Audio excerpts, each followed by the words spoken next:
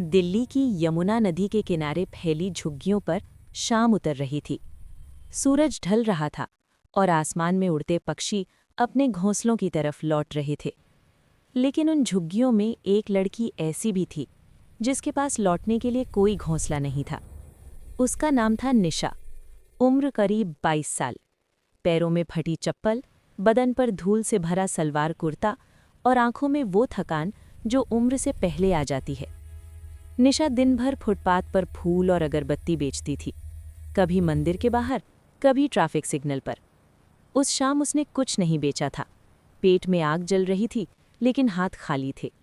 वो यमुना किनारे एक टूटे चबूतरे पर बैठी थी, घुटनों में सिर छुपाए। तभी एक भारी आवाज आई, इतनी जवान लड़की और यहाँ अकेली बैठी हो, चलो मेरे साथ, पैसे की चिंता मत करो। निशा सहर गई।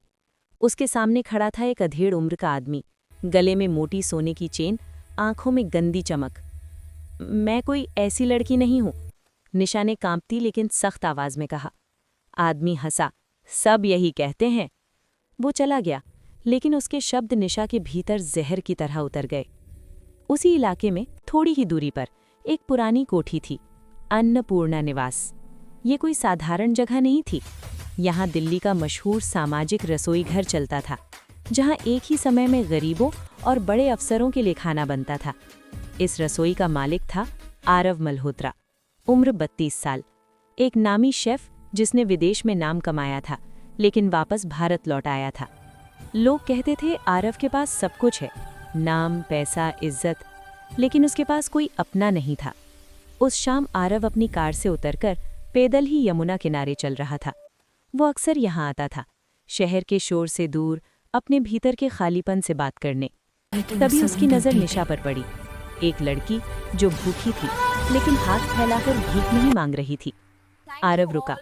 उसने देखा, निशा ने पास पड़ी आधी रोटी को देखा, लेकिन उठाया नहीं। उसकी आंखों में भूख थी, लेकिन उससे बड़ी चीज थी आत्मसम्मान। आरव आगे बढ़ा। भूख लगी है? आरव ने पूछा। निशा ने सिर नहीं उठाया। मैं तुम्हें खाना दे सकता हूँ, लेकिन एक शर्त है। निशा का दिल बैठ गया। अगर बदले में कुछ गलत, उसने कहना चाहा। आरव ने तुरंत हाथ उठाया। नहीं, ऐसा कुछ नहीं। मेरी शर्त यह है कि तुम मुफ्त का खाना नहीं लोगी। तुम मेरे रसोई घर में काम करोगी, मेहनत के बदले खाना, रहने की जगह और इज्जत। निशा ने पहली बार उसकी तरफ देखा। उसकी आंखों में ना दया थी, ना लालच, बस साफ नीयत। मुझे कुछ नहीं आता, निशा बोली। आरव मुस्कुराया। चूल्हा और इंसान दोनों जलते हैं तभी काम के बनते हैं, सीख जाओगी। उस रात निशा पहली बार पेट भर कर सोई। नहाकर साफ कपड़ों में जब उसने खुद को शीशे में देखा तो उसे एहसास हुआ, धूल के नीचे एक लड़की अब भी जिंदा है। शुरुआत आसान नहीं थी। रसोई का स्टाफ उसे हेय दृष्टि से देखता। झुग्गी की लड़की क्या पकाएगी? फुसफुसाहटें होती। निशा चुपचाप काम करती, सब्जी काटती, फर्श धोती, बर्तन मांजती। लेकिन उसकी सबसे बड़ी ताकत थी ध्यान। वो स्वाद को महसूस करती थी। एक दिन रसोई में बड़ा हंगामा हुआ। एक खास डिनर के लिए बनी दाल जल गई थी। सब परेशान थे। निशा ने धीरे से कहा, अगर इसमें थोड़ा सा गुड़ और घी डाल दें तो जला स्वाद छुप जाएगा। सब हंस पड़े, लेकिन आरव ने कहा, करो। जब दाल परोसी गई तो मेहमानों ने तारीफों के पुल बांध दिए। आरव ने निशा को देखा। उस दिन से निशा सिर्फ कामगार नहीं रही, वो रसोई का हिस्सा बन गई। वक्त बीतता गया, आरव और निशा के बीच बातें होने लगी, खामोश बातें। एक दिन आरव ने पूछा, पढ़ना लिखना आता है? निशा ने मना किया। लेकिन तुम मसाले पहचान लेती हो। निशा मुस्कुराई, महक से, जैसे इंसानों को उनके व्यवहार से। उस दिन बारिश हो रही थी। रसोई की खिड़की से पानी अंदर आ रहा था। आरव ने अनजाने में निशा का हाथ थाम लिया। दोनों चौंक गए, लेकिन हाथ नहीं छोड़ा। ये प्यार था, धीरे, चुपचाप, बिना शोर। लेकिन समाज चुप नहीं रहता। आरव की बुआ, जो इस ट्रस्ट की ट्रस्टी थीं, उन्हें जब ये रिश्ता पता चला तो बवाल मच गया। एक सार्वजनिक कार्यक्रम में एक बजी मझाई महिला ने निशा को पहचान लिया।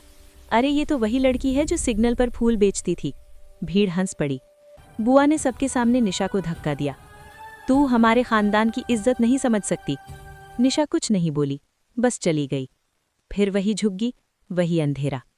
आरव ने उस रात पूरे दिल्ली को छान मारा। सुबह की पहली रोशनी में उसे निशा वहीं मिली, यमुना किनारे। मैं तुम्हें लेने आया हूँ, आरव ने कहा। मैं बोझ हूँ, निशा बोली। आरव ने जवाब दिया, नहीं, तुम वजह हो। अंतिम अध्याय। आज अन्नपूर्णा निवास सिर्फ रसोई नहीं बल्कि एक आंदोलन है। निशा अब उस रसोई की प्रमुख शेफ है। साथ ही वो उन लड़कियों को सिखाती है जो कभी उसी की तरह भूखी थीं।